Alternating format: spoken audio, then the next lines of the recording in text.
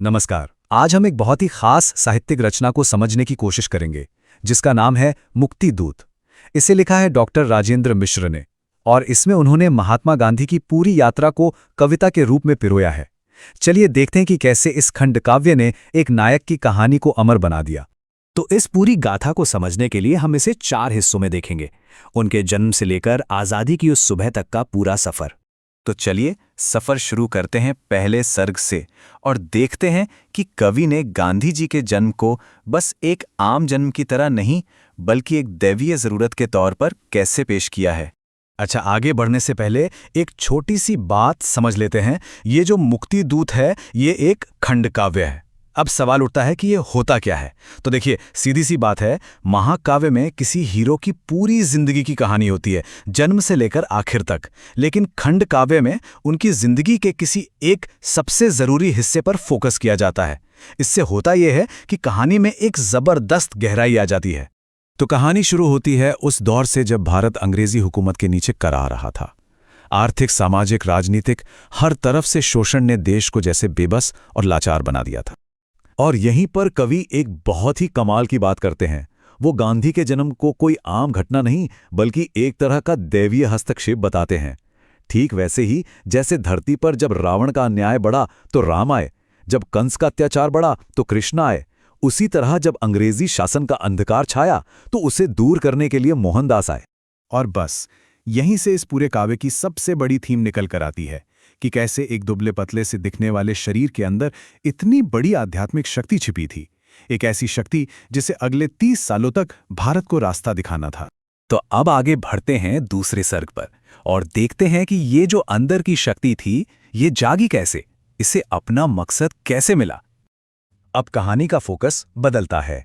अब हम सिर्फ बाहरी हालात नहीं बल्कि गांधी जी के मन के अंदर झांकते हैं। उनका दिल अपने लोगों की हालत देखकर बहुत बहुत ज्यादा दुखी था। वो हर पल बस इसी उधेड़बुन में रहते थे कि उन्हें इस हालत से बाहर कैसे निकाला जाए। और इस मुश्किल रास्ते पर उन्हें पहली प्रेरणा कहाँ से मिली? एक सपने से। सपने में उनकी माँ आती हैं और उन्हें कुछ सलाह देती हैं जो मानो उनके जीवन का मूल मंत्र बन गईं। भलाई के बदले और भलाई करो, गिरते को सहारा दो और सिर्फ अपना नहीं दूसरों का भी पेट भरो। और फिर आता है वो पल जो इस काव्य को उसका नाम देता है, एक और सपना। और इस बार सपने में है उनके राजनीतिक गुरु गोपाल कृष्ण गोखले। वो उन्हें याद दिलाते हैं कि दक्षिण अफ्रीका में जो संघर्ष का बिगुल उन्होंने बजाया है, उसकी गूंज अब भारत में भी सुनाई देनी चाहिए। और यहीं पर गोखले उन्हें कहते हैं, भारत माता के मुक्ति दूत। तो अब मकसद बिल्कुल साफ था।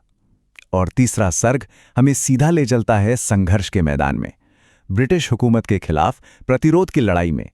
पहले वर्ल्ड वॉर में भारतीयों ने अंग्रेजों का पूरा साथ दिया, लेकिन बदले में क्या मिला? धोखा।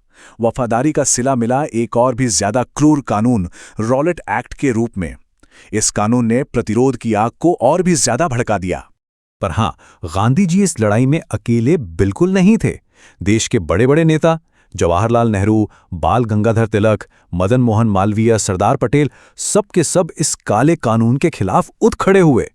और फिर वो हुआ जिसने सिर्फ इतिहास को ही नहीं बल्कि पूरे देश की आत्मा को झकझोर कर रख दिया, जलियांवाला बाग का वो अमानवीय हत्याकांड। ये स्वतंत्रता संग्राम में एक ऐसा मोड़ था जहां से वापसी मुमकिन नहीं थी। तो ये वो टर्निंग पॉइंट था। इस हैवानियत को देखकर कवि के शब्दों में कहें तो गांधी जी की आंखों में खून उतर आया। उनका जो संकल्प था ना, वो अब एक फौलादी प्रतिज्ञा बन चुका था कि अब अंग्रेजों को भारत से निकाल कर ही दम लेना है। और अब हम आ पहुंचे हैं इस गाथा के क्लाइमैक्स पर, चौथे और 5वें सर्ग, जहां उन बड़े बड़े आंदोलनों का जिक्र है जिन्होंने आखिरकार भारत के लिए आजादी की सुबह का रास्ता तैयार किया। अब जरा इस टाइमलाइन को देखिए। ये साफ दिखाती है कि कैसे एक के बाद एक आंदोलन ने अंग्रेजी हुकूमत की चूलें हिला दी। असहयोग आंदोलन से लेकर साइमन कमीशन का विरोध, फिर दांडी मार्च और आखिर में 1942 का भारत छोड़ो आंदोलन। संघर्ष हर साल बड़ा होता जा रहा था। और ये जो असहयोग आंदोलन था, इसका असर जबरदस्त था। सोचिए जरा, जब लोग अपनी सरकारी पदवियां लौटा रहे हों, विदेशी सामान जला रहे हों, बच्चे स्कूल छोड़ रहे हों, वकील अदालतें, तो सरकार चलेगी कैसे? ब्रिटिश राज की तो मानो कमर ही टूट गई थी। और ये दांडी मार्च सिर्फ 79 लोगों के साथ शुरू हुआ ये सफर। सिर्फ 79। लेकिन इस छोटी सी शुरुआत ने पूरे देश में एक ऐसी चिंगारी लगा दी जो आजादी की मशाल बन गई। और फिर आखिरकार वो दिन करीब आने लगा। फरवरी 1947 में ब्रिटिश प्रधानमंत्री ने ऐलान कर दिया कि वो भारत छोड़ देंगे।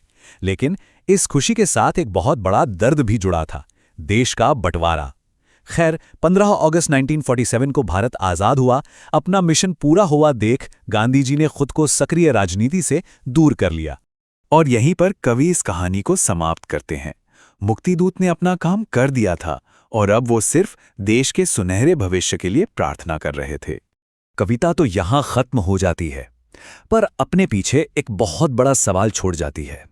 महाकाव्य के मुक्तिदूत ने तो अपना लक्ष्य पा लिया, पर क्या भारत ने अपना लक्ष्य पा लिया है? ये सवाल सोचने वाला है।